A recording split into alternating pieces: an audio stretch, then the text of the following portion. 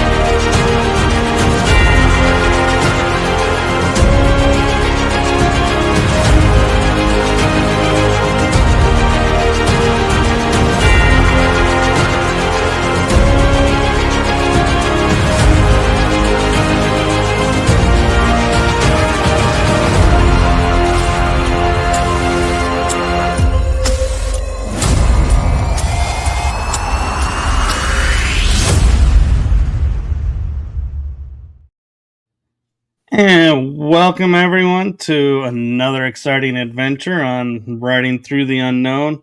And I'm your host, Michael, and a little bit of an update for tonight's show because it is the night of the blessed Three-Eye Atlas, as they say. Be coming by is a few of our guests will not be able to make it on because they're not feeling well or had emergencies, so I just want to say thank you to everyone who has made it on, and we may have some people popping in and out throughout the episode, so don't worry. Everyone's going to have a fair chance to talk, and I'm so appreciative to everyone who's going to make it and those who unfortunately couldn't make it.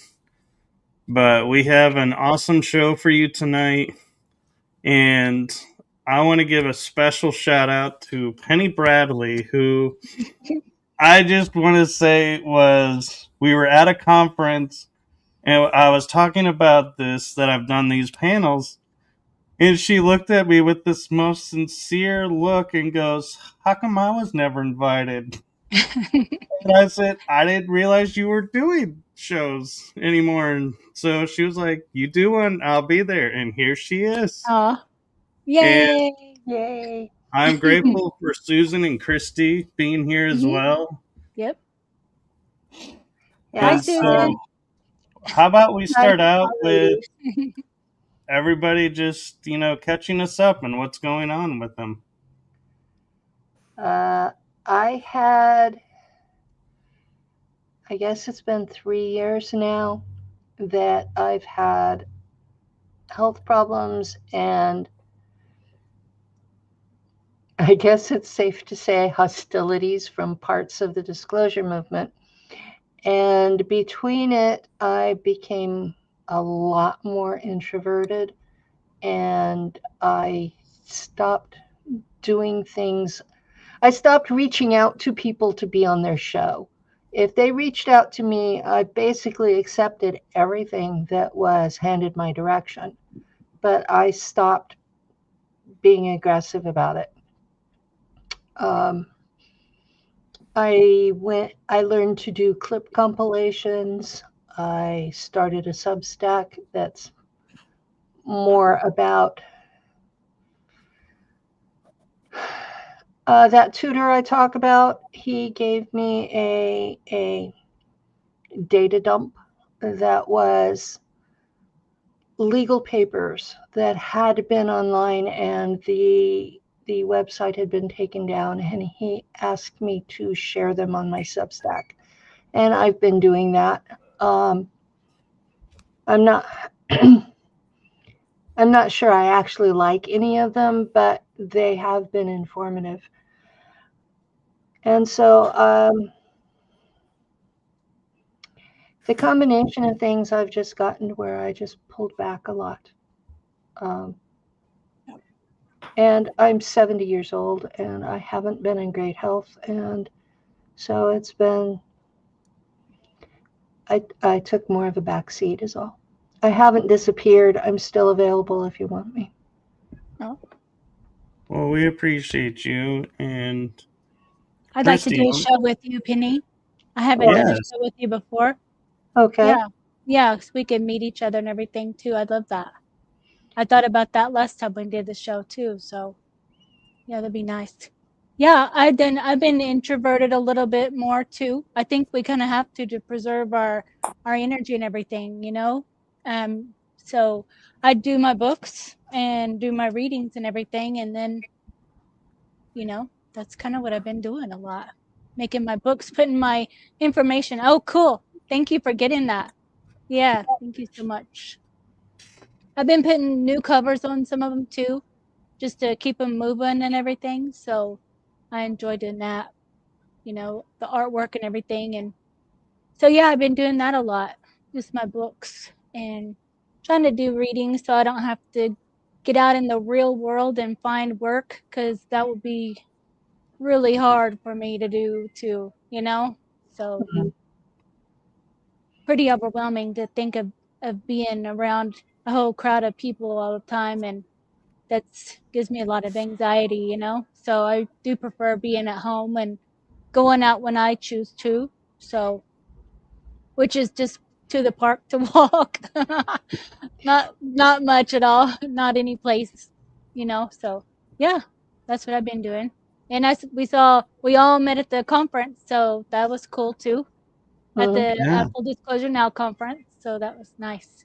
It's nice to meet everyone and then go back another year and have more to talk about too, since you already met each other. So, yep. And Christy, I have a message for you. Mhm. Somebody was doing a channeling and they called you out and said the light language is needed right now. And if you need someone to do it, Chrisy Campbell is putting out a lot of the light language that's needed right now. Oh, cool. That's So, nice. Yeah, I think a lot of Lyran and Pleiadian, those codes coming through. Just it's like your soul language. So I know all of us can do it. So it's just I like to do artwork a lot. So I think it just flows through me. yeah, so I just thought Cool. you'd appreciate that. Yeah, that's awesome. And Susan? Oh, yeah. I was gonna say, Penny, if you want me on your show, I'll do it. I'm ready to do them again. Okay. As long as people don't tag me in videos of my nemesis, which somebody did and pissed me off this week. But yeah. But this is nice getting together. I thought more of the ladies were going to be here tonight because I consider Penny the matriarch. I'm a Mhm. Gen or two after Penny, but I haven't done any regressions to get more memories, and I would like to do one, see what happens. Because mine are all from downloads, just seeing people and dreams, Hmm. And my regressions were not about SSP. They were, well, they were related topics. The last two, I'm going to name drop Miss Olivia James. She talks about her father sold her into the program to keep himself out of prison. And that just sort of haunted me because I knew my father had had some legal problems. And that's what the last two regressions that I had that Drago Reed did, that was what they were about, was daddy. And it turns out that he had agreed for me to go because he was having legal problems, and he did not understand the extent of what would be done to me. And after I came back, I was different, too different, and he actually tried to abandon me to foster care when I was 12, and mama said no. So yeah, be careful what you ask in regression hypnosis, because you might find something that just pulls the rug out from under you, which is what this did for me. Yeah. You had to I did process everything. You had to process it and all that. Going through all the. You have to process it. You have to find a way to forgive him. Mm-hmm. I mean, my father's dead. I can't talk to him. And his spirit came through the regression, and it got so harsh that I was falling back into the abyss. And my higher self's father, because my higher self is a child, my higher self's father stepped in and grabbed me and pulled me back here. Oh wow! So it was really dramatic. During the regression, you were falling into the abyss. Yeah, during the regression, I was falling into the abyss, and my higher self's father just grabbed me, and Drago was shocked by that. Yeah. Really? He said he'd never had that happen before. No. He was like falling into the black darkness or so, or do you think you was changing altars, or what was that? What did that signify? It was my soul was giving up. Oh no. Me that's here was just giving up. Mm-hmm. And he grabbed me, pulled me back, and he says, "You have a father's love. You have mine." Oh, that's good. And a year later, we had part 2. Oh. So, yeah, it was a lot. I'm not sure the first year we actually got a recording, because I was so anxious that was it messing up? I turned off his cell phone and I turned off the video on his laptop, and it was just my energy field doing it. Yeah, I believe it. I think he got the audio part, but yeah, it's been a wild couple of years processing all this. Yeah. In part 2, then, what did you find in your second session with him? That he did agree to sell me. I wasn't born yet, and he had agreed to. Mom was pregnant. He didn't know me as a person. He didn't know there were twins. He didn't know that the process would kill my twin. He was told, well, we'll just take her and she'll be gone 15 minutes and you won't have to go to jail. Oh. That's all he actually understood. But I came back different. Yeah. Different. And he had a really hard time with it. I was everything he thought a girl should not be. Mm-hmm. Yeah, familiar. That should sound familiar. I mean, all of us, we're everything that our daddy thought we shouldn't be. Yeah, right. So, yeah. And this was in the 60s. Well, I was taken in 59. So it was in the 60s when he was having issues with me. And my parents had both been raised like they were a generation older than they were. So this was a very huge paradigm shift to have a girl that was smart, that did science, that wanted to do boy things, that fought. I bullied my siblings. Yeah, I admit to not being perfect. Yeah. I'm autistic and I never fit in anywhere.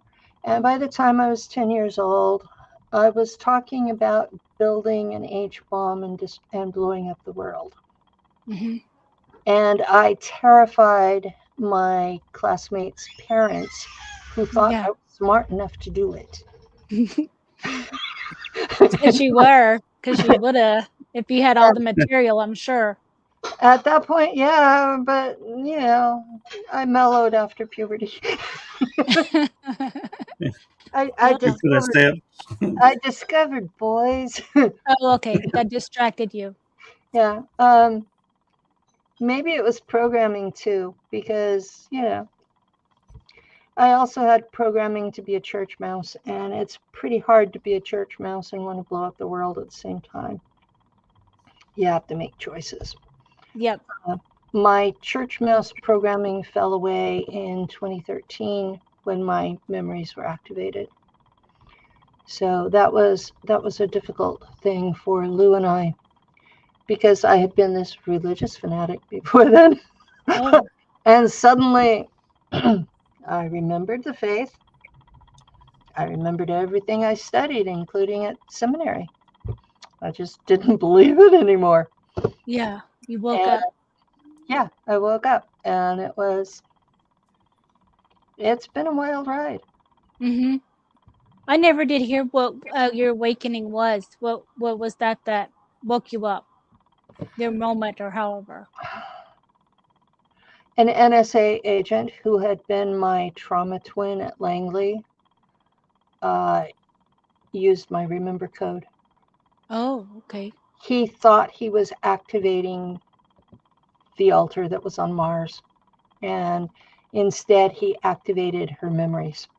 Oh. And they were in German, a dialect I don't speak.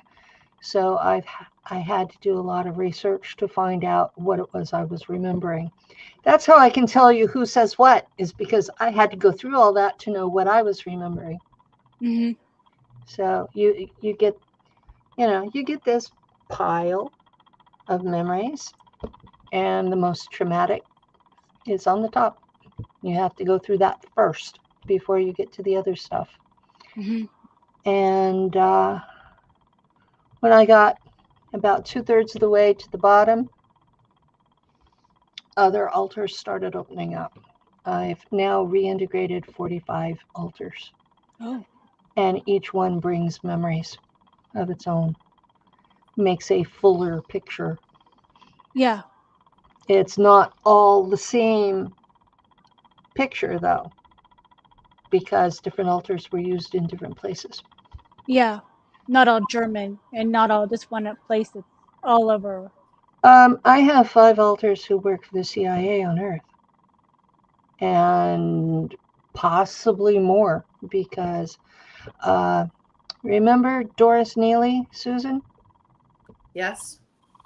She said that my altar worked in the CIA office with her, that I was a deputy director, and that she and I were friends. And she's like, my friend who died, who I went to her funeral, who I cried for, who has a star on the CIA wall, is sitting here talking to me, and you look just like her.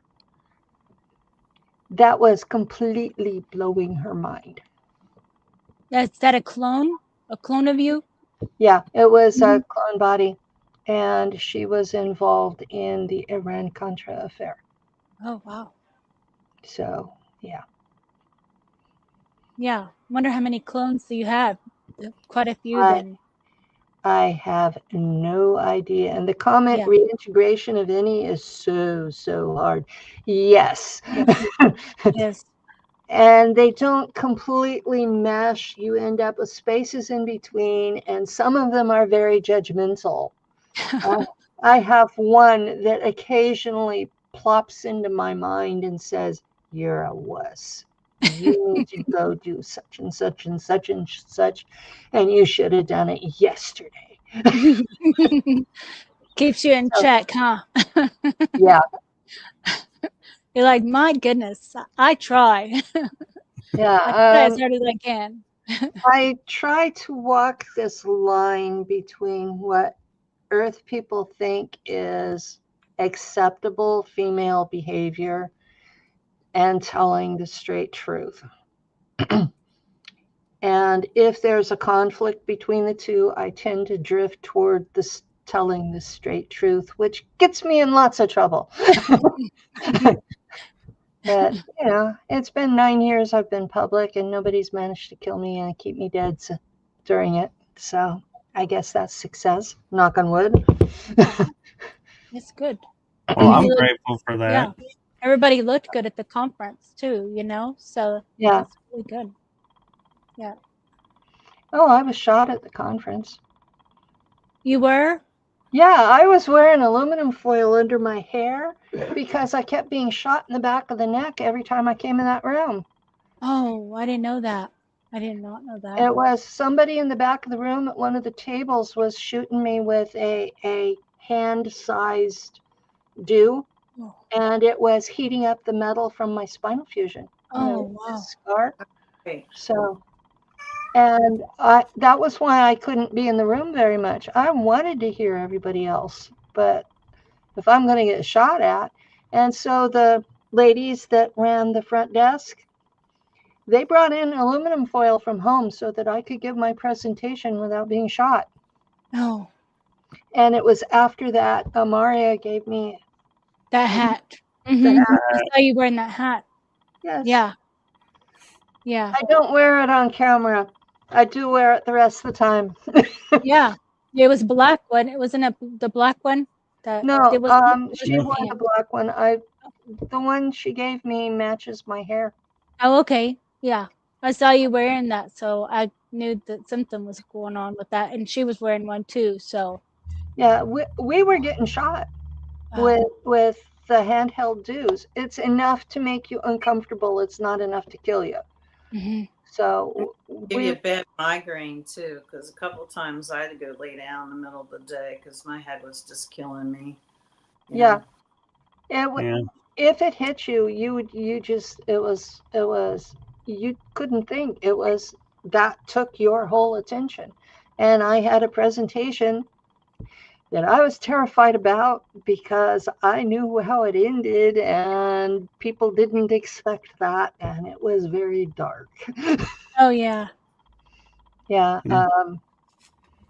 My family connections, I got to Tavistock. I traced the mind control creation of altars. I traced it to Tavistock, and I had to ask my family connections, okay, where did Tavistock get it? Because I can't find the records. And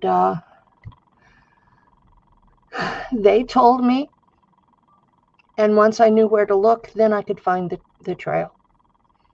But it was one of those, you had to know where you were looking to be able to find it. And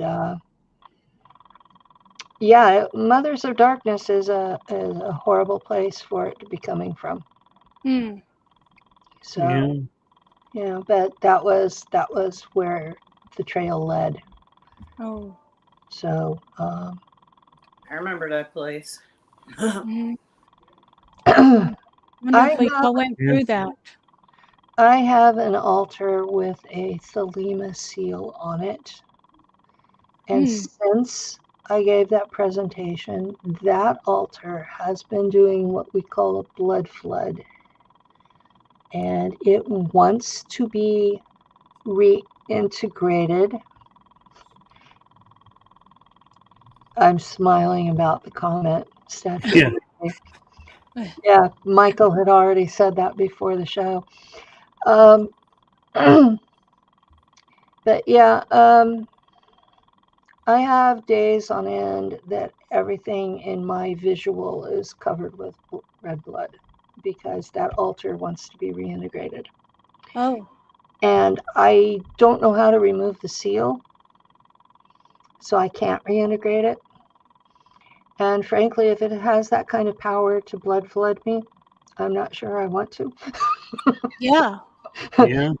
Yeah. So I have no idea what that altar has been involved with, but it doesn't look pretty from outside. No, not at all. Scary. Which I guess is a good place to bring up something happening in the community that I think we need to consider. Yes, please do. We have a couple of 3 or 4 folks in the community who are getting really upset about something that was done by someone's altar out in space. And they're making all the noises about getting this guy arrested or killing him because his altar did something. Now, as far as I know, every single one of us has an altar that has been criminalized, just to make sure that they have some way of controlling us. And I think we really need to look at, is this something we want to do as a community? Do we want to criminalize people for what their altars have done without their consent or knowledge? Do we No. really want to do that? No. Because that's what these people, No. that's what Yeah. these 3D, people are. yes. If they're doing the same crap in 3D, yes. Put them behind bars. Yes. I'm all for that. If But they're what are we going doing to do it in about their 3D, altars? if they're doing it in 3D, yes. But if it's just their altar, I don't think so. Mhm. Or at least not by the community. I mean, if the law decides they're going to prosecute based on what your altar did, well, yeah, it's your body. There's nothing you can really do about it. Yeah. But I Then think it's another altar too. You can't even really realistically, you can even prove that was even you. You could say, that ain't me. This is me, you know? yeah. So Well, I not don't only think that, it has but anywhere to go. That's just causing trouble, you know? That's know how what I I mean? see it. But I wanted the community to know this is coming down and decide together what we're going to do about it, because you're Yeah. going to have individuals that suffered under it, but I don't think it's good for the community.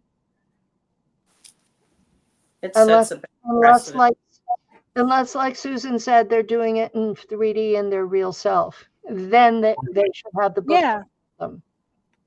yeah, because most cases we don't even know what our altars are doing until after the fact, and so what could we have done to stop it? Most people don't even know their altars. They're hidden, you know? Yeah. And anybody could say, oh, you did this to me, and you have no idea you even did that. So how could I be responsible for something I have no idea I even did? You know?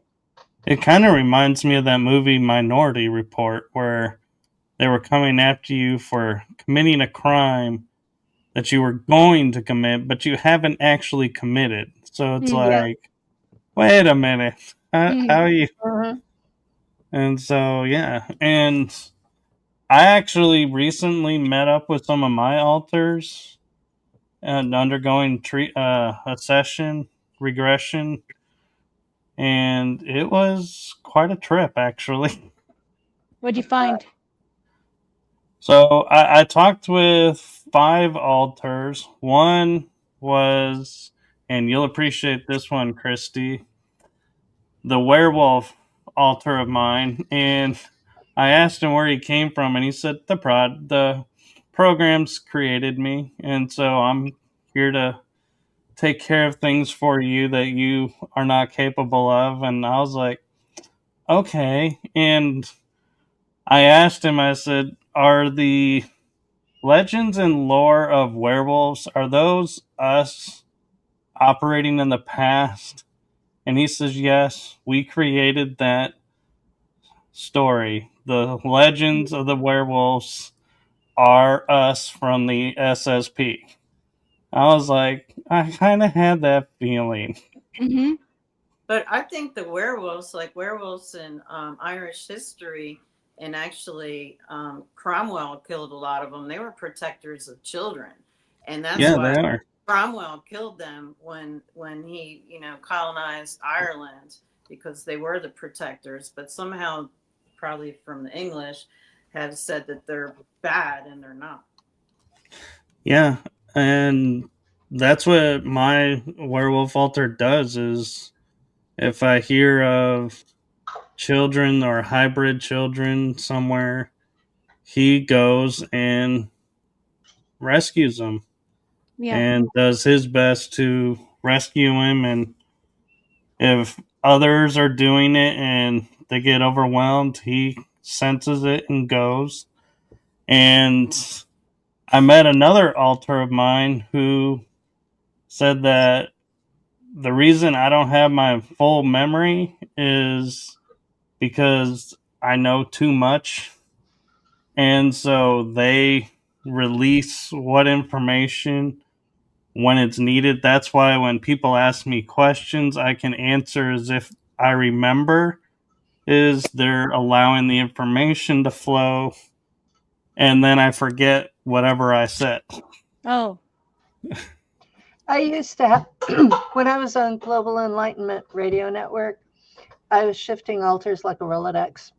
I had to go back and watch my show afterwards just to know what I told people. It was really, people were holding me responsible for what my altar said, so I had to go find out what it was. You know. Yeah. Yeah. And sometimes I would blank out in the same spot, so I'm not sure I still know all of it. And people ask me things on Facebook or on X, and I just blurt out, I don't know everything. Come on. I'm mostly human. I have mostly human limitations. Yeah. I think it's a good thing that we don't remember totally, because our minds are powerful, but I was talking with a friend and she pointed out to me, you know, we are human, like you're saying, Penny. And so, like, I'm not judging you on this comment. I'm just going to use it as an example. What you were talking about, how you were this morning and today. If we had access to all of our abilities 24/7 and all our knowledge, how much harm could we do by accident because our emotions got out of control? Because we are human. Well, what he's talking about is I had a very bad day and I got cranky. Cranky's a mild word. I described it in the messenger where we were talking to each other. So they knew that they knew how cranky I was today.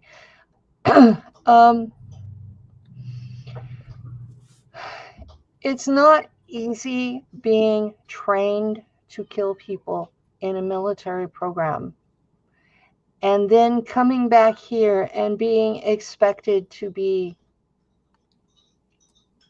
submissive. I think submissive is the right word. Women my age were expected to be submissive, and I'm not. And I know there was a time frame when I had embraced servanthood because of the church mouse programming, but I never, even then, was particularly submissive. I described it as I was an excellent second in charge. Yeah. Right. So I didn't do so good as the boss, but the second in charge, I usually did pretty well. And it's funny. You remember Joseph Powell and the Armada we were on when he decided to defect to ICC. They put me in charge of the ship. And that altar's actually doing a decent job per Matt Tracy, which I'm pleased to hear that. He said it feels much nicer now that it's not being run as a pirate ship anymore. Yeah. Oh, come on. We need a pirate day. Pendar was a difficult commanding officer on a good day. Mm-hmm. On a bad day, or if he was mad at you, he was hell on earth. Yeah.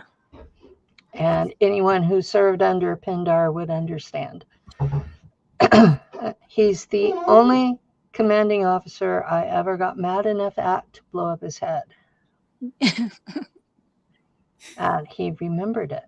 And Joseph remembered it. And we have an interview somewhere floating around on the internet where he describes me blowing up his head. Mm-hmm. Uh-huh.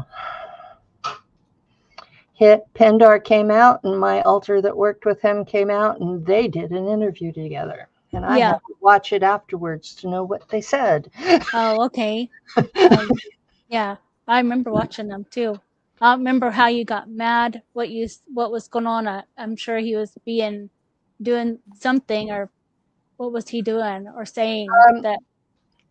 I have a file with Nachtwaffen that is every alter that has ever worked with them.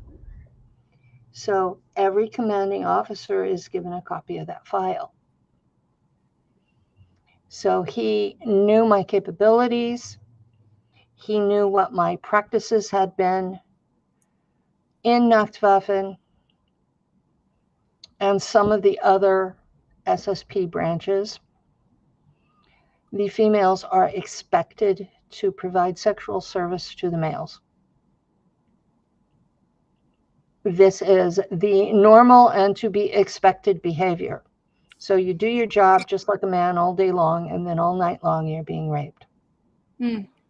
And my personal practice was to ingratiate myself to a higher officer and become his mistress, and then he was the only one that could rape me.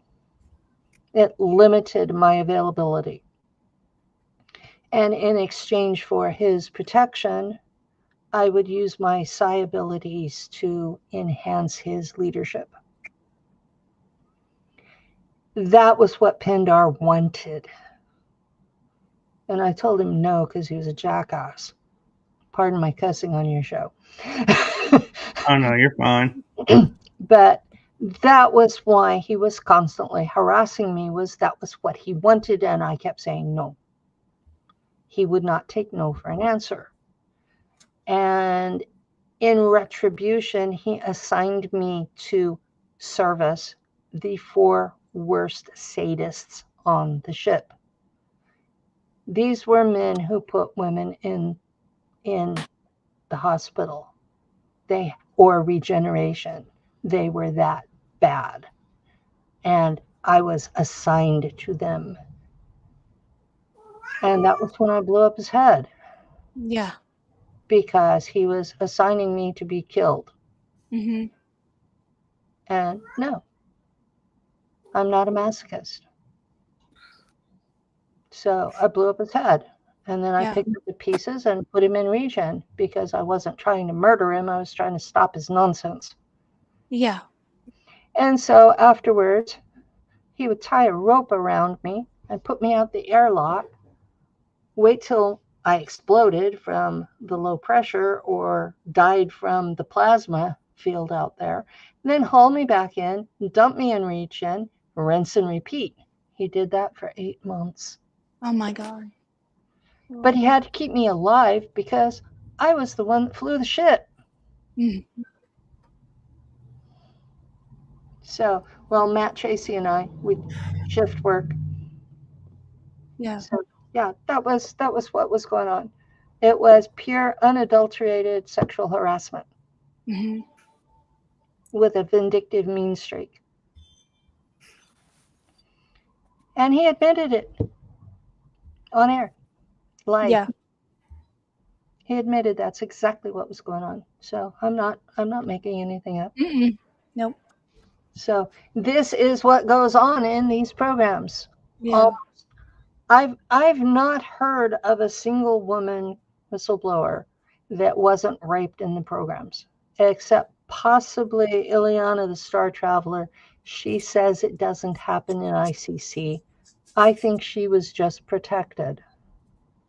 Oh, they try it in ICC because I got called on the carpet by Joseph Powell, and he was saying, "Long with your sex drive, you ought to be able to take care of 5 or 6 more of these guys." And I was like, first I laughed because I thought it was a joke because I'm like 18 maybe, and then I said, "Fuck you, I'm not a prostitute," because they had done that shit to me when I was a child, and after they took my first baby at 13 or 14 as ritual sacrifice, I went into space and they didn't do any of that stuff. But when I denied Powell, I woke up raped on a ship. It was and I was on a ship with David Purcell, and he's the one that raped me, and I killed him and went back and killed Powell too, because every chance I got, anybody that tried to do something like that, I would kill them, and I would cut body parts off and shove them down their throat. Well, we went a lot darker than you thought we were going to, Michael. That's okay. Actually, we haven't hit as dark as I thought we were going to go yet. I'm used to these panels, and I'm like, I know there's a certain level and a certain topic that's going to come up. So I'm like, I've kind of geared and prepared myself for it. And Priscilla, you can unmute yourself and just chime in. Hello, Hi. Priscilla. Hey, Priscilla. How are you, girl? I was like, oh, there's going to be a bunch of girls. And then I was like, oh, maybe there's just a few of us. I was like, oh, man, I'm going to hurry up. I'm so sorry. Well, Hi. Priscilla, you know, How when are the you? program's called Women of Yeah. the Space Program, Yeah. there's not going to be a lot of guys on the screen. Oh, no, I know. But I thought, oh, yeah, all you guys, I was, including you, but all you girls. Yeah. I mean, yeah, I thought I was, but I on the chat, there was just a few of us like interacting. So I thought maybe, it would be just of us.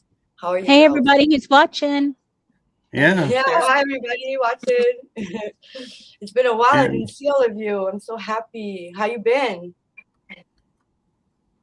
We was talking about all the programs and stuff, and so now it's your turn. You're on the spot. Oh well. Introduce lately- yourself, because we started doing that. Excuse me? What'd you say? I didn't hear you. We started the show by introducing ourselves. Yeah, okay. Well, I'm Priscilla. I'm from Canada. And well, I'm a lot of things, but I'm a mom. And I'm part of the group of the SSP girls. We have a lot of things in common, and we go through a lot of things. But I think that right now the world is going through a lot of things. So, it's kind of for a reason that we kind of went through before everybody. So yeah, I'm always happy to help, and I'm creating in the third dimension and in all dimensions that I can. I'm really quiet with the groups and everything because everybody's been like, a lot's been going on. So me, I'm kind of quiet, but I talk a little bit to people, and I'm really always on task on my side.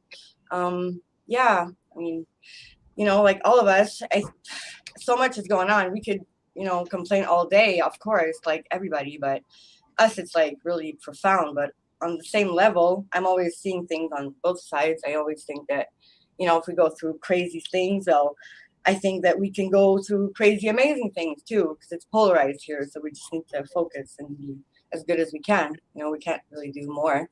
So yeah, it's been crazy on my side too, with people and, people acting weird and body snatchers almost. You're like, who are you? What's your problem? So we kind of learn to, I guess, master that shit. It's not really much more we can do, right? It's like everybody's going through it differently. But I think that in the end, if you're really kind of trying to at least see what you're doing, and we're polarized also, there's nobody here that's, I think, always like happy and stuff. Like so much is going on. So yeah, I think that, the more we learn, the more we embody, the polarized aspects of everything. So, yeah. I'm glad you could come in. It's been a while since we chatted. Yeah, it's been a while since I've seen everybody, really. Yeah, my screen is there. If I look there, sorry, I know I put my camera there, but I had to change my setting and everything again. And last second, so whatever. Peace, y'all. You're fine. I like the tree in the background. Oh, my thanks. My camera's basement sitting here. on my monitor. Excuse me? My camera is sitting on my monitor, so you get directly at me. Yeah, well, all of you are well set. It's just that I didn't really have time, so it's just like. I like your tree too. Yeah, I have two. I have one upstairs, and that's the other one. And I'm like, oh, I'll just put it up. Why not? So I like it. I wasn't too down with it, but with the kids and everything, it's kind of, it's hard for them to navigate all of it. Like my kids, they're really aware. And they kind of helped me waking up in the beginning, so they're very aware. But also, they go to school and they have like all of it. So for them, it's like for grandkids or other people, whoever is aware of what's going on. It's kind of hard to put both together right now, and people who are just starting to realize stuff. Because for us, it's been going on for a while. But I mean, between us, I didn't think like maybe 5 years ago that they would be like talking about this openly and everything. So, I mean, it's not super cool and stuff. It's like kind of basics, but still it's kind of open now. So, I mean, there's, kind of progress. You're welcome. Yeah. I came out with some of the darkest, nastiest stuff that was possible to come out with. Yeah. Right in 2016.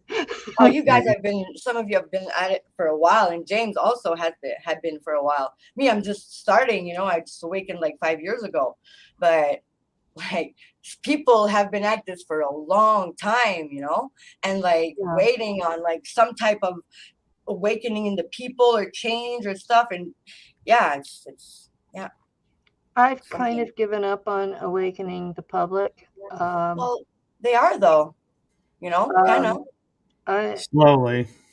Yeah, it's in Congress and everything. Congress surprised me. Congress really surprised me, and I the main ones, Burchett and Luna. I follow them on X. I tag them in things. They're probably tired of me. If you're interacting with them, it's already good because you already have like an exchange of energy with these people. So consciously, subconsciously, your realities are kind of mixing, you know what I mean? So all of this is really kind of super annoying to us, but it's kind of really cool when you take a perspective of like the normal people. Because I remember when I started, like people calling me a Captain Cosmos and making fun of me and stuff, and I was like, yeah, whatever, And now it's like I don't even need to say anything. I'm like, I don't say nothing because I don't really care about that, and I'm still like loving them. I understand where they come from, but that's it. It is what it is. I like that title for you, Priscilla. Though. What? I like that title for you, Captain Cosmos. Sounds like a drink. It's better than what they used to call me. Make a good podcast. I mean, they weren't expecting this for sure.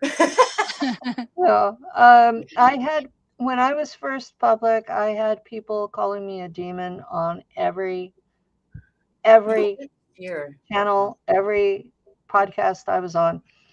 And I had one man that he had me scheduled, and he was busy processing some video, and he told me that it was more important than I was.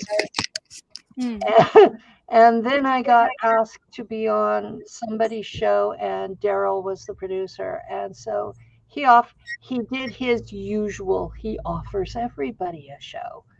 But at that particular moment, I really needed one. And also, it keeps you safe on a certain point, like you're kind of like out there. So I went public because I was being shot at. Exactly.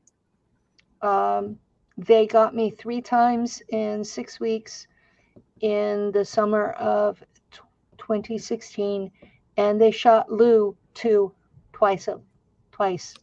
Where are you in the U.S.? Like south Like, don't need to say exactly, but you're like in a state where there's a lot of guns, right? Like, is it allowed? I'm in the hillbilly part of California. Yes, everybody. I'd be in prison if I'd be there, man. We are the hillbillies of California, and we still have people driving around with loaded rifles in the back window. Oh, man. I'm in Oklahoma, so I know that. Yeah, you know. You got guns here in Canada. My brother came to visit once, and my older brother, and he had been to my mom's when she was in Tennessee, and he comes and he stays in the area for about 6 weeks, and when he's leaving, he says, "You know, it's just like Tennessee here." Yeah. And I said, "Yeah, I can see that."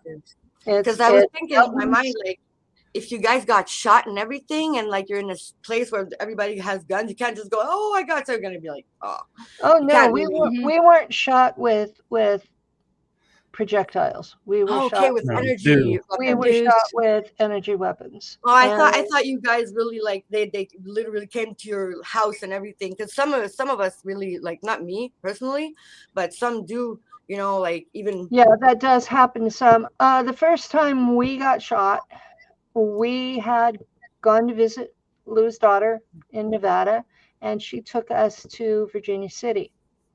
And we were in this place. It was a clamper watering hole, and those who know. Yeah. And it's called Buckets of Blood. Wow. And we were sitting there in this place, and my back was to the bar. I had ordered 2 bottles of water. You know, bottles of water. They were $5 a piece. Just water. Yeah. It was hot. And while Lou went to the bathroom, we got the water. While he's coming back to the table, we got hit with something that got me in the back and him in the chest. When you're far from home, sometimes, you know, I thought we were going to die. Oh, yeah. We left, grabbed the water, went outside, sat outside, and his daughter comes up to us, "Well, why aren't you in there? We expected to see you." And we were like, "Well, we thought we'd be better off out here." Yeah. But it gets so mixed up in your mind when stuff like this happens, right? So you get to suspect like everything. You're like, you don't really know, and you don't really, like, you presume stuff, and you can, you know, talk with your husband or your boyfriend and stuff, but that's so tricky, right? And it was really harsh. Both of us got hit, and in fact, he thought he was the target, and it was when we got hit 2 more times that I realized I was the target. And after the third one, I asked him, I said, "You know, Bill Cooper said if you know they're going to kill you, to hide in the spotlight." Because then it's harder. It verifies your testimony when they kill you.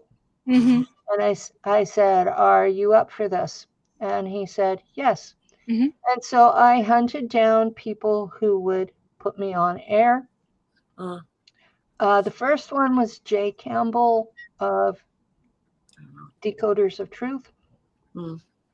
And he had me on with another couple of people, and they weren't on the same page, and the questions were just all over the place, and I looked like an idiot.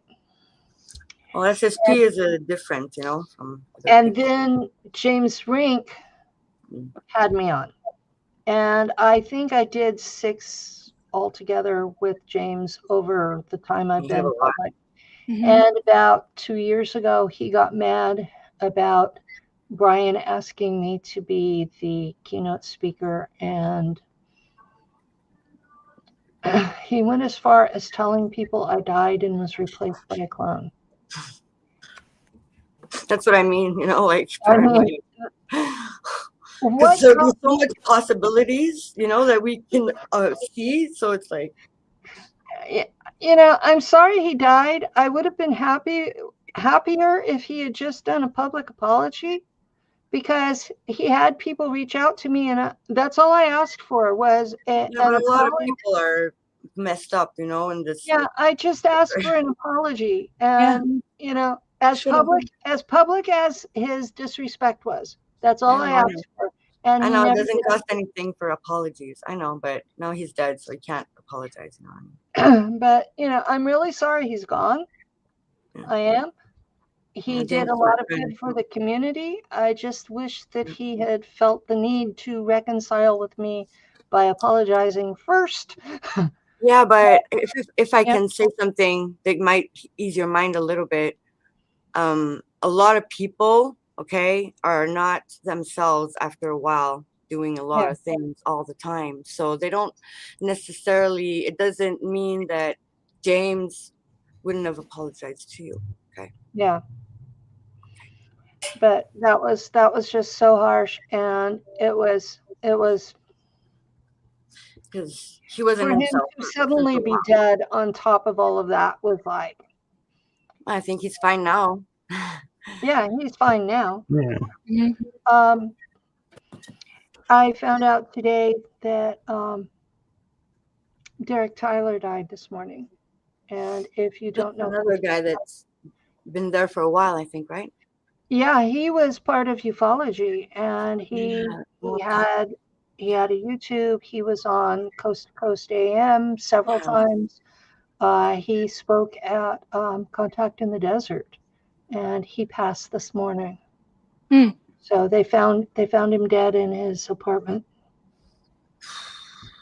I'll have to look who that is. I don't know who that is. He had been ill for a couple of years. So I'm not thinking this is conspiracy. I think he just finally succumbed.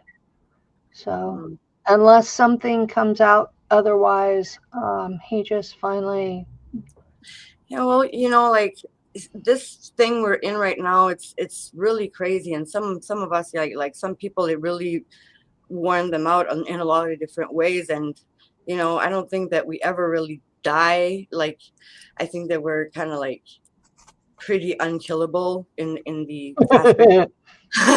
I was hit 3 times with scale. I mean, our essence, August. You know, like humans and stuff, we're kind of powerful. So I think that this is just like, it's not just, but I don't see death like as no. much I've been dead and come back. We don't stop. So. You're still, for them, you know. after you die, you just don't have your body. Actually, it feels like you're in a body. It's just not the one you're here in. And these people, they know how these things go. So when they get out of their body, they're out of here, you know. So good for them, you know. I keep getting sent back. Yeah, you won't this time. You know, this guy comes to you, grab this guy, you just smack him out of your way. Get that. I would have been happy to be gone, but you know, they keep telling me. And I don't listen to these people. You say no. Variations of your job isn't done yet. You're going back. Try me. Variations of that, and every time, and it's been so many. I lost count, and you know, we didn't know back then. We didn't have like internet and everything. We were kept like now we have like more information this lifetime. Well, I was killed the first time in 1984. They didn't have the internet. Oh yeah. Yeah. So it's has to do with Mars, eh? Like 84. You probably know that. It had to do with my personal Saturn return. Yeah, but I saw you, if you are not on mission when you have your Saturn return, it can be deadly. Saturn, Chronos. I'm curious, though, you know, talking about this, what do you all think about the thought of we're not the mains, that we're alters, and our mains are somewhere else? I did muscle testing, you know, the pendulum thing. I am the original, and I am in my birth body. Yeah. I am not a clone. I think I am too. That's why it hurts so much. Yeah. Yeah. Yeah, I think so. I think that it's not so much clones.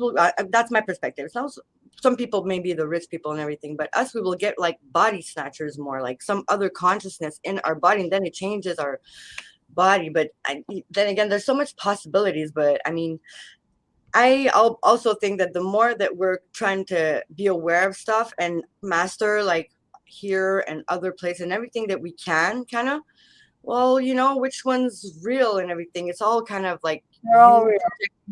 Yeah, exactly. They're all real. Yeah, exactly. Thanks. How would we know which one, like that were the original? How do you know? Really real, and once you can, you know, we all can kind of. That's what I did muscle testing with. Oh, okay. Yeah, your subconscious.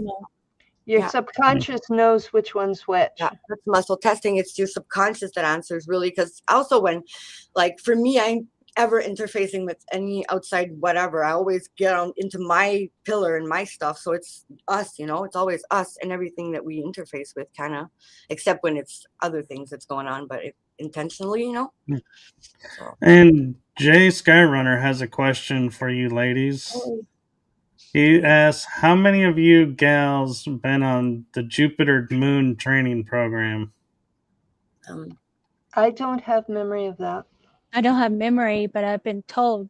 John Wiberg told me, but I forget every detail. I don't think he remembered what I did. He remembered what he did, but maybe. Is that Europa? Is that Europa? Right? They're asking if it's Europa or Ganymede. I think it was Europa, but he said it was like a secretary where he was a officer or some sort. So I don't remember all the detail. It was like a secretary, but I don't know all the detail. I remember we talked about it, but it's been a couple of years since we talked about that. So, because I didn't remember that, though he told me. Yeah, I have Sophie keeps asking me about Jupiter, and I'm like, I don't know. It's like Jupiter doesn't ring a bell. Saturn does, but not Jupiter. Jupiter feels very militarized and very organized and very like structured and all that. But I don't have any memories there. I was just like kind of tapping in. It's very like occupied. I think I remember. Now I have a memory of the Ganymede. Is that what the other moon would be like? A meeting? But it's like a I think it might be a praying mantis aspect of myself. Something with that too. I know I have a praying mantis aspect, so I think it's meetings or something like diplomatic.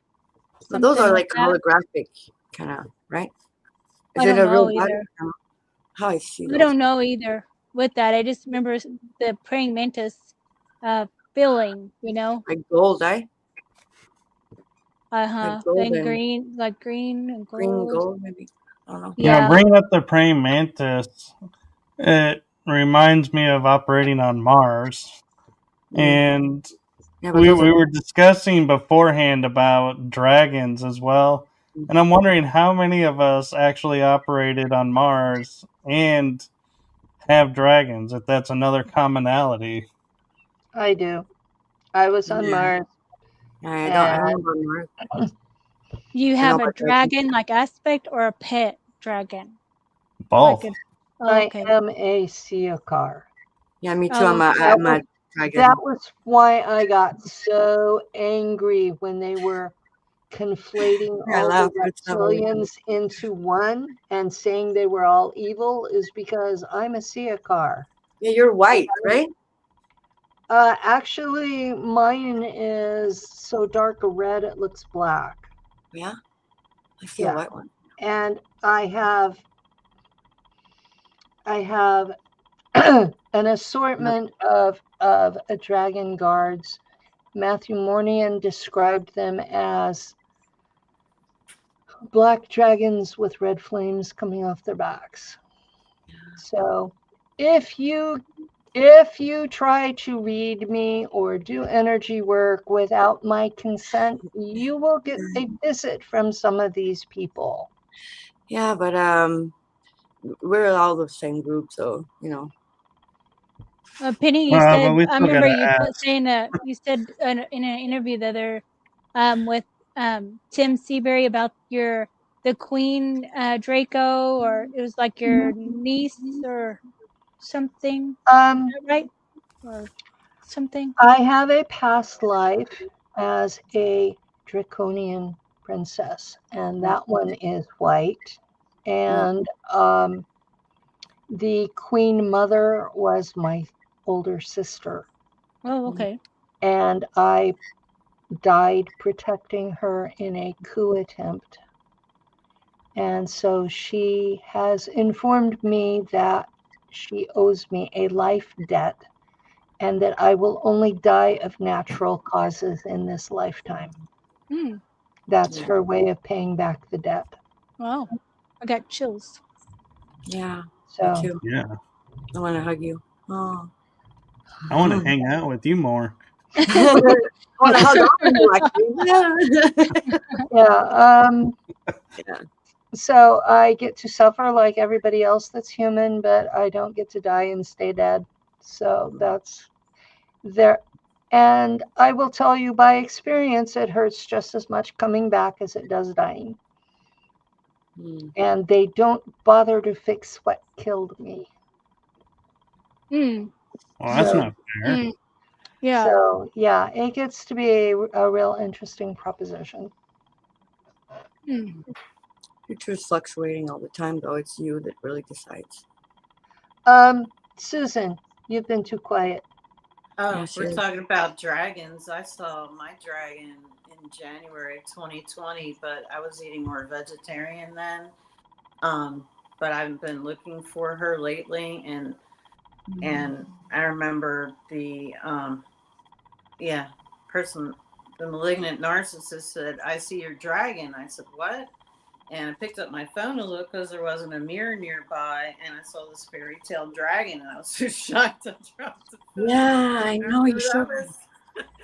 They were getting ready to lock it down and stuff, and I'm thinking, I can't be having this. What the hell am I going to do to be able to go to the grocery store? You know, I'm not a farmer. What the hell am I going to eat? And because I know I would scare the heck out of people, and they try to kill me because you know how humans are. But it only lasts like 90 seconds because I shapeshift to a Lyran, that, and then you see me on and off where the dawning glow comes, and I just Exactly. We're a lot of things. Yeah. But when they show pictures of the shining ones, they'll have these little halos. And when I've seen a halo in 3D, and it was this little girl who had been kidnapped in 3D that was self-harming, and I got sent to that. I was training a new guy. Her halo, when I walked in, it was like a horseshoe, and then it had more sparkling lights in it, and she had been recovered by a police department in Ohio, and then her parents moved to Delaware. She was under spiritual warfare when I got called there. I remember I'm training this rookie, and the poor guy's going, "What do we do?" I said, "You went to Catholic school. If you're praying, man, you better start praying and calling your angels and your guides." He's like, "Are you serious?" I said, "Hell yeah, they don't teach you that in the police academy, but I'll tell you because that's what I do. Nobody else will probably tell you that stuff." And he was like, "Okay." So when we get there and open up the door, that little girl was hurling herself. She was 6 years old, in between the 2x4s, putting, dents the length of her body. And I could see my two angels on either side of me. And as soon as I walked in the door, she stopped self-harming, and she bent over kind of in this wrestler stance, grabbed her knees, and she's like, and poor Brian thinks that the demon's smiling at me. And I know that the little girl realizes that the cavalry's come, and she's looking at my angels and looking at me, and she's like, "Wow, this is so cool." Aw, Yeah. that's cool. Oh yeah. And that was confirmation to me because I saw my angels, because I try to look, like this, and then they disappear because you can. You need to not look. Yeah. But they won't let me look at them full on, which is kind of annoying. But It's always if I like try that. to remember you, I can see them because I've had other people tell me that they could see them too. And like and I was telling Mom, I said, "Look, I'm a big cop and everything, but and I have a gun, but when I'm scared, I call on my angels and Saint Mike. I said, you know me, I just kind of winged the Saint Mike's prayer. I let her hold my Saint Michael's medal that my late husband gave me. That was like my talisman. And yeah, don't leave home without it. And I let her hold it. She fell asleep, and Brian could not stop talking about how I put this little girl to sleep, and she was hurling, and the demon smiling, and well, I don't know what was happening. And Susan and the demon are smiling at each other, and I can't tell him what's going on. That I just saw her halo and all these other angels she had with her, and she just needed to know that the cavalry was there. Exactly. So I've experienced this with the SRA stuff in 3D as a cop and seeing kids that went through the same crap I went through, but luckily I don't remember that then. You know, I was already a psychic medium and remote viewer, and I was having precog dreams and stuff. But shoot, the shape shifting and stuff. I still haven't told Brian. One of these days when he retires, I'm going to tell him what I saw that night. But I need to write a book about demons and angels and other crazy stuff I saw when I was a cop. It's nothing new. It's been happening my whole life. And then I kind of wonder if I shapeshift into a dragon or a lyran. Because I remember my late husband, when he was a cop, he's like, I don't know how you scare these guys. And I thought, that's what I was gonna say. When you're in front of like the adversary, if it's supernatural, your supernatural abilities are right there too. It's you know, face to face. Yeah, because you know, that's how I think. Anyways, I'm like, bring it. And they would just be shaking. They're like, okay. So I never had to shoot anybody, but you mentioned the Shining Ones. Oh, and also the first conference I spoke at was Janet Lessons, and it was in Albuquerque, New Mexico in 2018. Michael Lee Hill was there. I don't know if you know this guy, but he says he's an avatar of Enki. He's sitting in the bar at night in the back corner of the bar in the dark, and he's sitting there glowing like a lamp. Yeah, just absolutely perfect white light, pearly white, just glowing. He's sitting there all by himself, just glowing. And I was like, alrighty. Did you go sit with him? I would like, yeah, hi. I don't drink. No, not to drink, to talk. You said hi. I just sat down with him and I said, hi, I'm Penny Bradley. I know who you are. Did you talk to him? Yeah. You know, yeah, he's a real interesting individual. What was his name again? Michael what? Michael Lee Hill. Yeah, Lee Hill. Yeah. He's been like doing a lot for a long time, right? This guy? Yeah, he's a musician. He's been doing music for decades. And he was on the History Channel. Yeah, that's what I was going to say. History Channel because he has a blood anomaly that goes along with the glowing in the dark. Oh. And he does really. It's medically provable. I believe it 100%. Because like the kids, I always see the kids like with the, you know what you said, the little sprinkles, like you know, like Charlie Brown, the little one that's dirty, like his little thing there. It's like that with the kids. And I'm just looking. Woke up with bruises. I woke up with bruises, a bruised foot 3 days ago. Yeah. With long hair. Yeah. You woke up with a bruised foot? I don't know if you can see. Can you see him? Yeah, that's him. Right there. Yeah, that's him. Yeah. I had an experience, Penny, that I think might interest you. Is one day I was changing the sheets on my bed, and on my mattress is a drop of blood. But there's no blood on the sheets, no blood on any pillows. And I was like, I think I was visited. It Yeah. sounds I think they put me back. Yeah, they let me know by putting that one drop on the mattress next to a pillow because, and I was like, I flipped the sheet back over and I was like, no, there's nothing on the sheet. There's nothing here. I was like, how does blood get on a mattress but nothing else? Yeah. Well, I got one for you. I went to bed Saturday night with nothing wrong. Okay. Mhm. I wake up Sunday morning. There's blood all over my left foot. There's nothing on the sheet.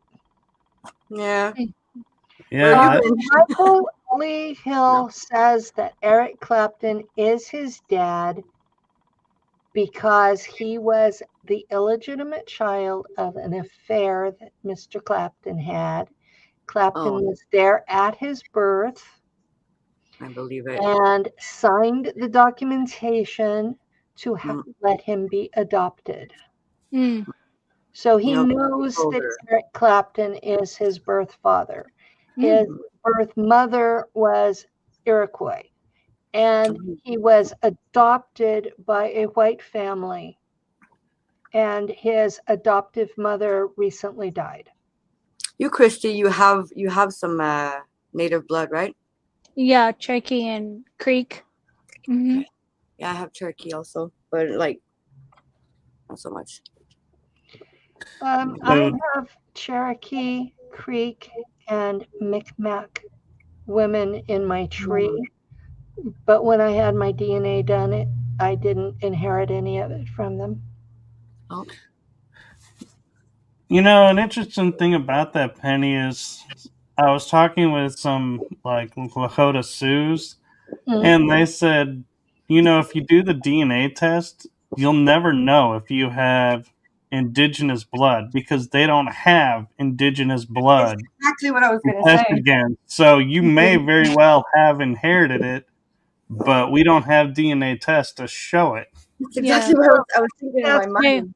What They I make you figured. do that the ancestry, you know, they make you track it back and show And are how they telling you have a dad and then his roll number. So they would have had to have roll numbers is what they had This to was prove it by. before the roll numbers. Oh, okay. I know exactly who she was. Yeah. Charles Parks was the American ambassador to Cherokee Nation when the United States was formed. And he had to have a native wife to be able to live there. And her name was Susanna. And I'm descended from one of their children. So I know that I have Cherokee in my tree. It's documented. But that was before the roll numbers. So it doesn't count. Right. It's not proper blood quantum. Mm-hmm. Yeah. Right. And it also, my DNA came back that I had 1.5% African, sub-Saharan, and that was because my father's grandfather on his mom's side was adopted, and he was a Windsor bastard, and Queen Charlotte's mother had African ancestry. So yeah, the things that showed up fit with my family tree, even the so-called anomalies. But what was weird for me was I know that there were at least 20 women in my tree since 1600 that were native. Mm-hmm. And none of them showed up at all.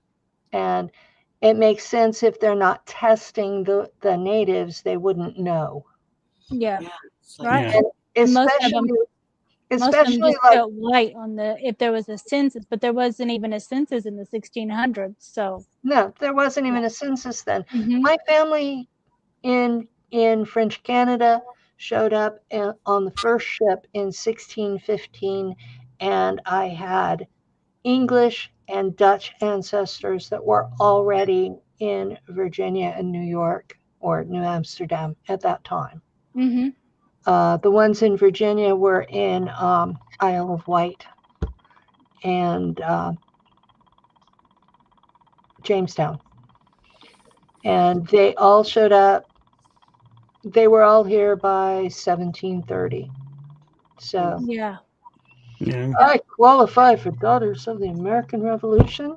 The history is so tampered with also, you know, it's like all the books and everything, they really write what they want, you know, like it's like there's been so much corruption and so much like everything, like let's say like how can we really know, you know what I mean? Like we know certain things by cross-reference. I'm not saying that you're not right at all. I'm just saying in general, you know, like with everything that's been going on and everything. My parents lied to me about who we were.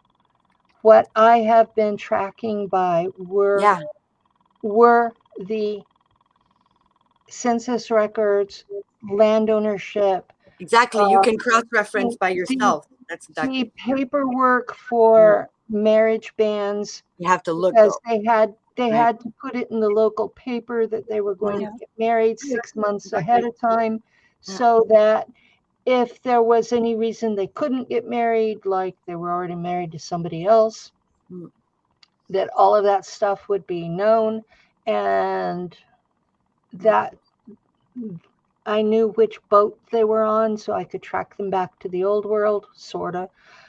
Some of them I couldn't. The French ship, it goes back to Normandy, and God help you trying to figure out who those people were in Normandy. Yeah.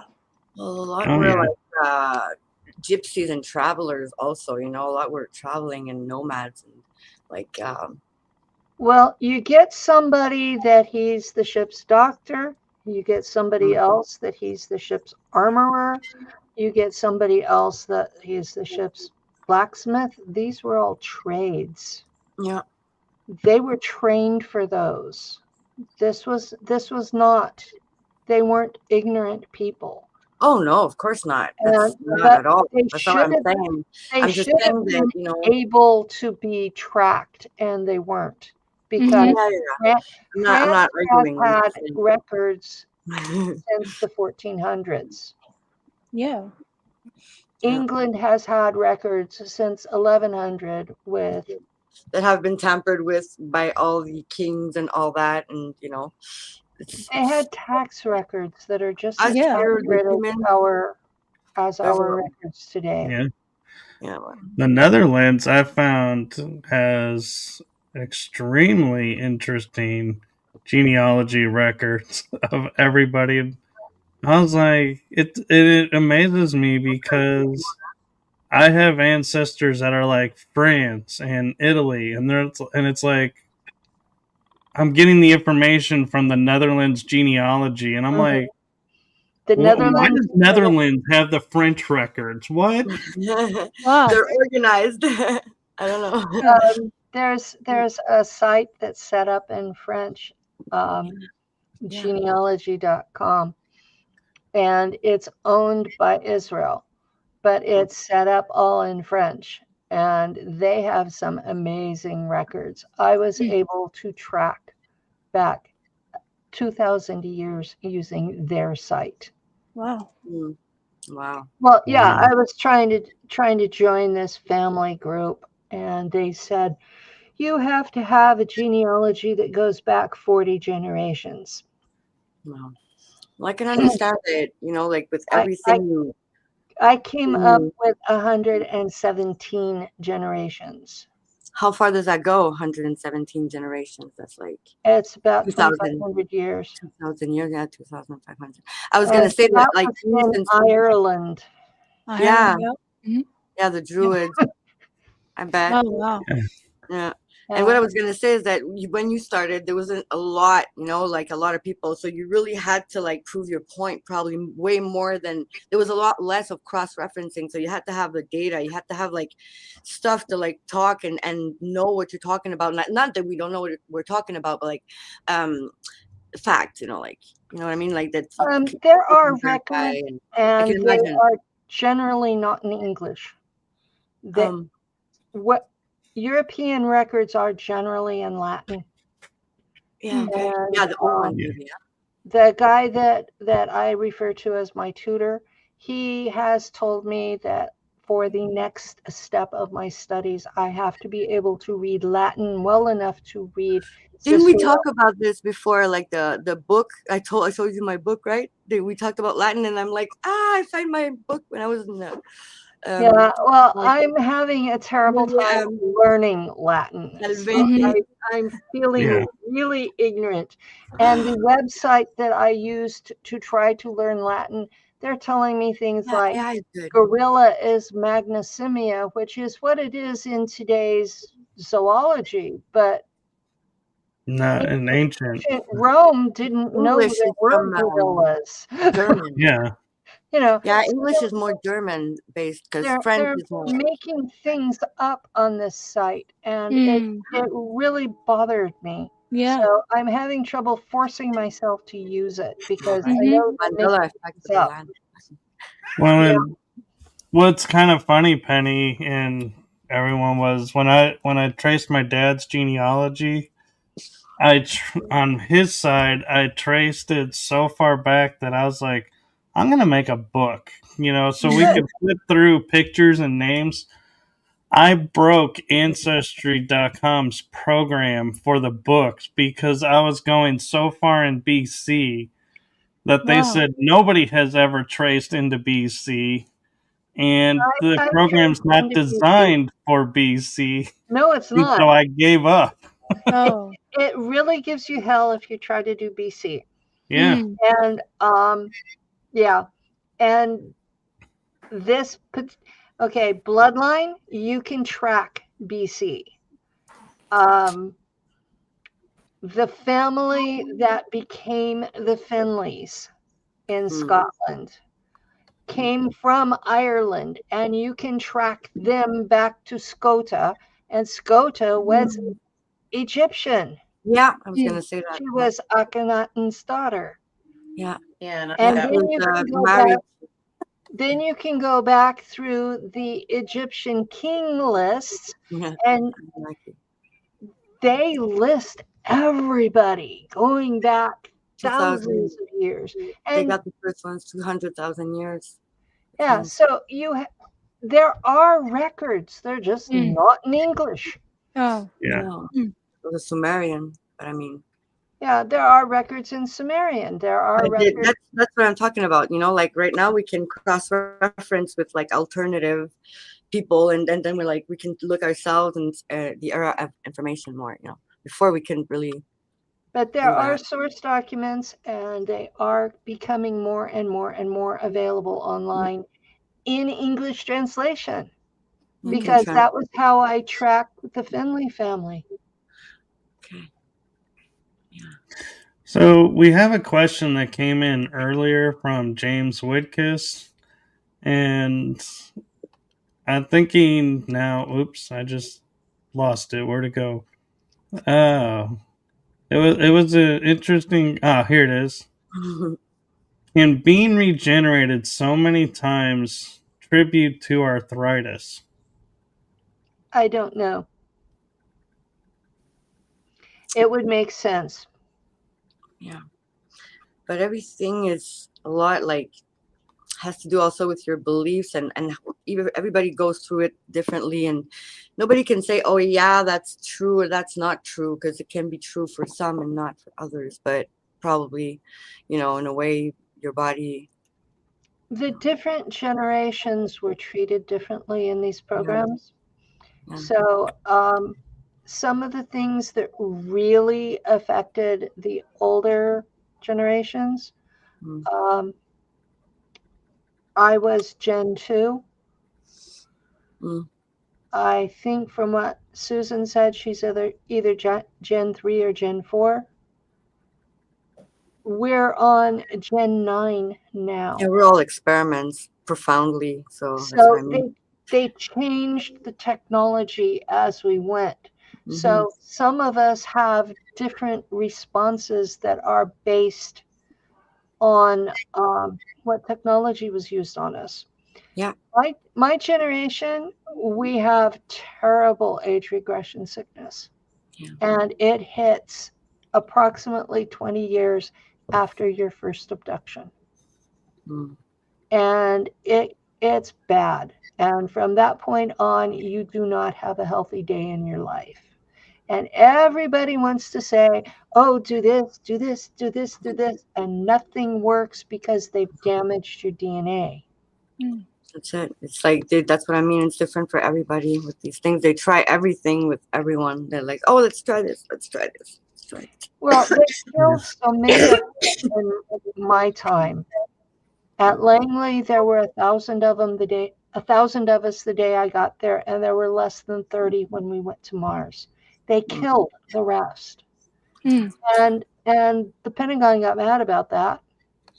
They said, you've been losing too many kids, too many, as they put it, too many prime assets. Exactly. And so they have been working since then on trying to retain more. You know, and I'll tell you, as a navigator, the newer methods may work to do mind fracture. They may work to create foot soldiers. They don't work to create navigators. Well, it's a DNA thing for more, right? It's like in your coding, like you're profound. It's not everybody that can be a navigator, right? No, it's not everybody that can be a navigator. It's a specific bit of draconian DNA that they insert into some of us and zeta DNA into others. You got to sync the ship. So.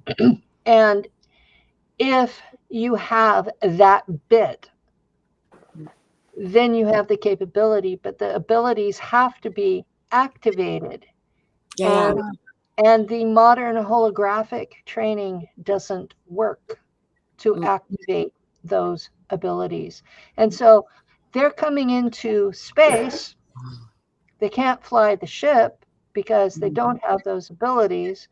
And Nachtwaffen, stargates and the portals and all that. Certain people are just coded for that. That's why they're. Nachtwaffen is making me become the perp to teach them how to fly the ship.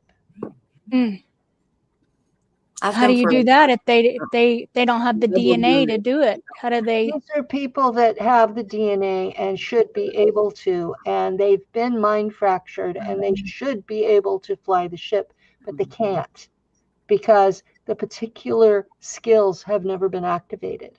Oh. So there are specific old school ways to activate those skills. And they have to be done or they can't fly the ship. And it kind of defeats the purpose of training them in the first place. Mm-hmm. You know. Yeah. Penny, they used to strap you down on a gurney naked and throw water on you and hit you with cattle prods because they used to electrocute me and then everybody would be dead and they had to. They would put us in all the white coats. They would put us in situations where there was no escape and we were going to die. If we died, we were regenerated and put back in the same situation until we figured out how to bilocate to get out of it. Yeah. Okay. The holographic stuff is not teaching them bilocation. Bilocation is a basic necessary skill for navigation, which means if I'm having to teach them how to navigate the ship, I'm having to teach them how to bilocate, which means I'm having to torture them to teach them to bilocate. Mm-hmm. And that's the bleed through memories I'm getting now, is having to do this for people to be able to do their jobs. Mm-hmm. Yeah, I understand. I have a lot of memories that I'm drowned and again and again and again and again and again and again, like on and on, like. So it's crazy, and I'm having crazy chills like that. And even my daughter, she's 17, and one time I was like, I don't know, it's like, do you ever feel like maybe you could breathe underwater or something? And she looked at me and she's like, yeah, but somebody would need to hold me down. I was like, oh yeah. And then you just don't want to go there anymore. But if my daughter says something like that, because it's like, yeah. Right. Well, she's done that too. Her memory. A lot of us, the girls.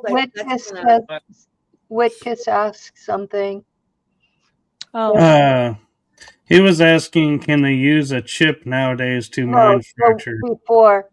Oh, before that? Yeah, before that one. The one before that popped up. Let me see. About the I don't think 70s, the ship's the manufactured. 75. There was one about the headphones, you know. Was the about hearing testing Yeah. they used to do No. in grade school?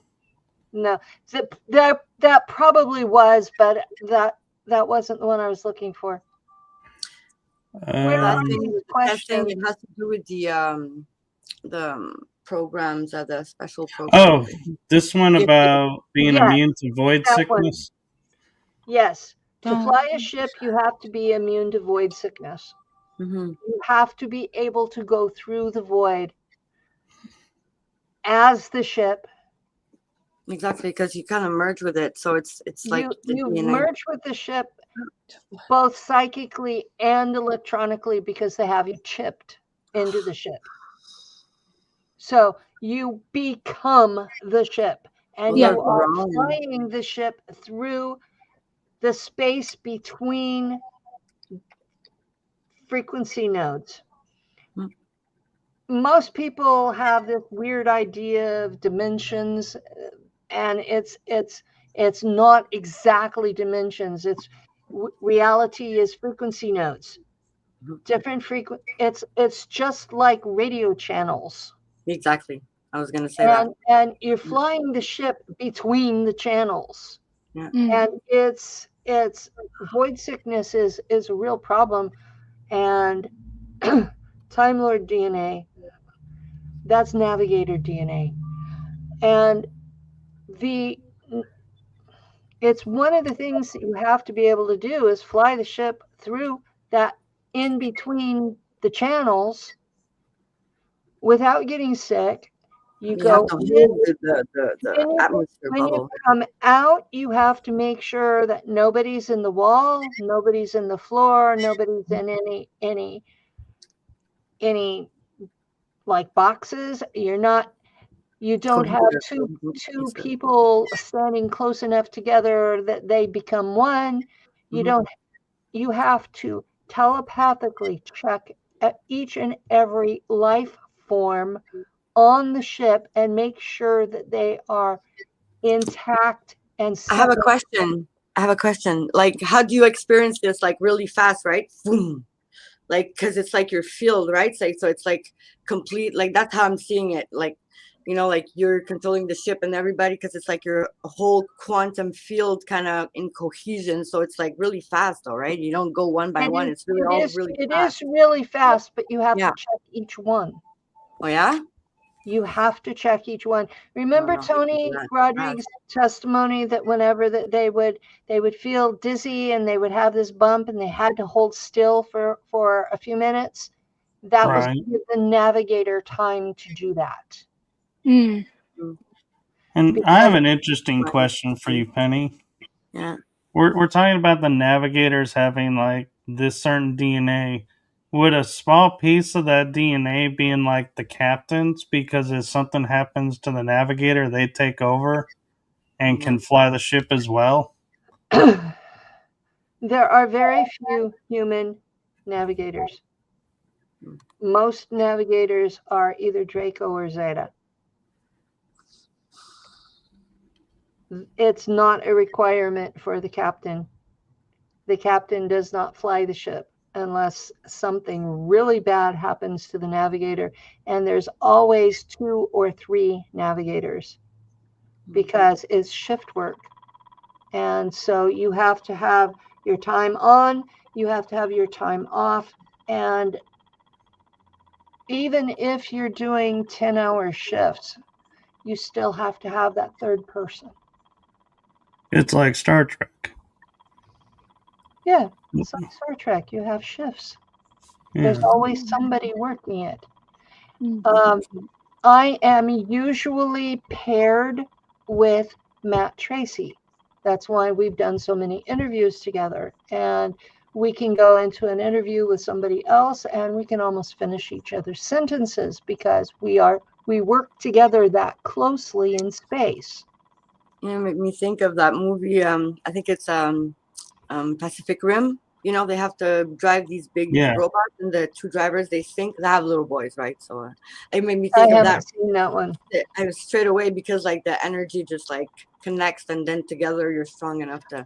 Because with the kids, it's also that, you know, the people that you know, a lot of people that call themselves like twin flames or something. It's like an energetic rise, because they have like not missions, but together they can hold isn't twin flames. This is we are but it's both misinterpretation. shipped I mean, into the same I computer. understand. Yeah, I understand. It's different. It's So not what I mean. it's not. It's an actual connection.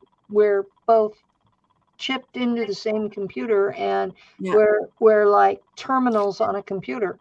But also, if you can both be navigators in the same place, you probably have also like energetic connections that are like there has to be a biological. Like, because you know what I mean? you have to be visualizing the same endpoint, or else you end up on course. You have to have the whole capacity of the Draco kind of thing. So that's what I meant. You have to have the capacity to do That's what I meant. You know? And so you kind of energetically matching together, you're stronger. You know. But that's why I end up doing a lot of things with Matt Tracy. Mm-hmm. I just realized we're at an hour 40 minutes. Yeah. I'm tired. Yeah, time has flown by, and there's one last question I think that the panel might enjoy, and then I think we might need to wrap it up. And that question is, what's the difference between your dragons and Quetzalcoatl? I can answer that. Quetzalcoatl is like archetypal deity. It's Mayan, you know, lord or something. You know, it's kind of the Prometheus kind of aspect in these mythologies. And our dragon, it's our aspect in other places, or you know, whatever. It's really not archetypal. It's specific to. Actually, I would say that Quetzalcoatl was probably one of the Siakar. Oh yeah, that's maybe, probably, because but he's still like an archetypal. The Siakar maybe are like the same or something, you know. The Siakar are known as seraphim in the Bible. Yeah. They are known as aeons in Greek Gnosticism. Yeah, exactly. It's always the same. You know, it's the 12th dimensional 12th frequency node above Earth. And it's a place that is considered godlike by most humans. It's the principalities that emanate through all the same. It's all the same ones. You know, and we know it's 12D because the Pista Sophia says so. And we see it, I think, kind of. Right. So I don't see any reason why our Siakar dragon selves, because we're not the fullness of that being. We are just a fractal, a tiny drop in the bucket of that being. So it's not like we're claiming godhood. We're claiming connection. Some people like us in the programs, we hold more of the frequency. It's not that we're better. It's just that we're like bigger wires, if you want to see it like that. You know, like a stove wire. You know, like bringing in more. I think because like you, let's say, if you can be doing certain things that are very specific in the exterior realities and everything, it's because you are certainly maybe not all the way, but you have certain aspects embodied that are really like more potent, if I may. Well, I think that Quetzalcoatl very much fits the description of the Siakar. And so I think like ultra wide broadband up and down. I was informed that my particular Siakar higher self is the equivalent of a 6-year-old child. And that she lives with her father, and that I am one of 1,000 avatars of hers at the moment. Yeah, exactly. It's like, So it's not endless. like I'm particularly special. well, They could completely destroy me, and it would be just a I drop. think we matter right now for all the other humans. You can see it as you want. It's not being thinking we're bigger or better than anybody else. Yeah, It's well, just that certain people are like doing things before the others, and you especially. I would own it, really big time, because it is what it is. It's not for everybody, these things, and it's not everybody that can do it and talk in front of everybody, and we all have like specifics, and every human is super important, but some have specific things that not everybody can do. So these I people, have they're not abilities that not everybody can do, and yeah, yes, they. it's like, But at the same time, we're living in crazy times I'm right not intrinsically better than anyone else. No, of course not. It's not being better And, at all. It's not being better. Everybody's good or bad. Everybody's both. It's just like right now, like the earth is changing like crazy. We're in unprecedented times. And like this specific thing that you've been doing for most of us, oh, it's kind of really right on topic. So I'm just putting it out there. Not good or bad. It is what it is. I've been trying to expose that children are kidnapped by their own governments and used in black ops that the public has no knowledge of, and it damages those children incredibly. Yeah. And now that everybody knows about it. in So the that's process of doing these black ops, these children are eventually turned into perps themselves. And they do it on purpose so that they think we won't report them if it means that we're exposing ourselves. And I'm to the point I want them stopped, even if it means I have to pay for whatever they made me do. I want it stopped. It is time for it to stop. Yeah, it will. Everybody is getting to know everything right now, so it's like, what you gonna do with it when you're holding the hot potato? Yeah. Well, that's it. It's the age of I've been contacting Congress critters on X, and exactly. So I don't think you deserve any punishment because you've done your job in like doing your part in the what's going on. I really think so. Most of us have. So yeah, I think all of us here have been doing our jobs, and with all our hearts also, right? The kitty too. Yeah. We're all very brave.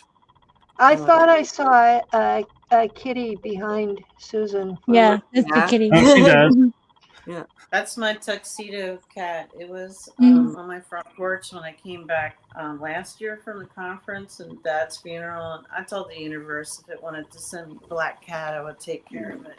And he's like my shadow. He follows me everywhere, as you noticed. Cats know. Cats follow us everywhere. It's crazy, right? They know. We have two gray tuxedo cats, and they don't let either one of us get far out of their sight. Exactly. They're really always guarding these ones. It's crazy. Oh, thank you. Nice work on the Electra book. Yeah, thank you so much. Yeah, Ms. Christy, you've been doing so much good work. I'm so proud of you. Getting my information out that way too. So yeah, but you've been working hard. I would like to hug you. I'm sorry. I would like to hug everybody right now. I'm happy to see y'all. Mini dragons, yeah. Yeah, well, we'll have to do this again, and I'll work on bringing this panel back and dust it off a little bit and bring it out of mothball, as they say in podcast terms. Yeah. All right. Thank you all. Right. Thank you. Thank you for having us. Be strong. You got this. Yes, and everybody have a wonderful holiday. Merry Christmas. Yeah. Don't eat Happy too much. Yule. Feel bad. Thank you all for watching and asking questions too. Yeah. Yes, and That helped. before we go, does anybody want to pay any heed to the fact that the show survived the 3-Eye Atlas Day? Yeah. Beast I didn't doubt. I knew we'd Didn't still feel be so here. strong. I did too.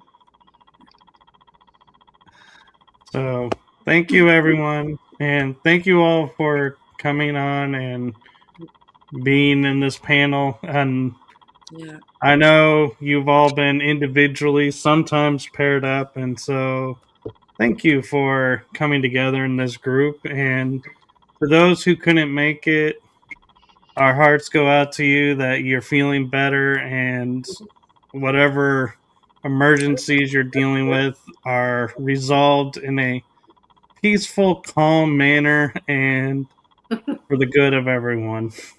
Yeah, people have been sick a lot here. Like my kids are sick, and everybody's been sick on and off. So, yeah, try and take good care of yourself, people.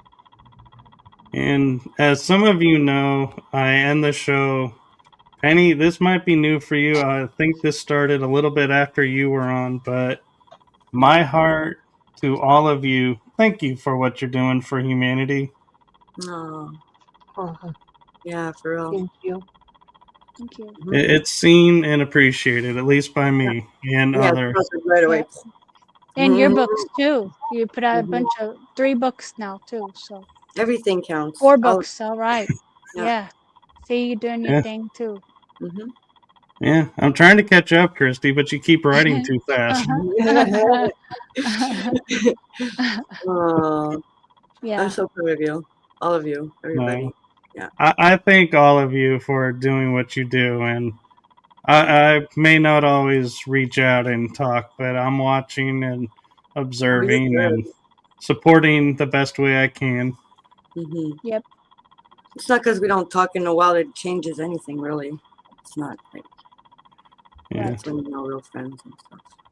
So with this, I'm going to say have a wonderful rest of 2025, and I hope to see you all on the show, whether on panel or individual shows, in 2026. Yeah, you will. And with that, I'm going to say goodnight, everyone. Good night. Bye.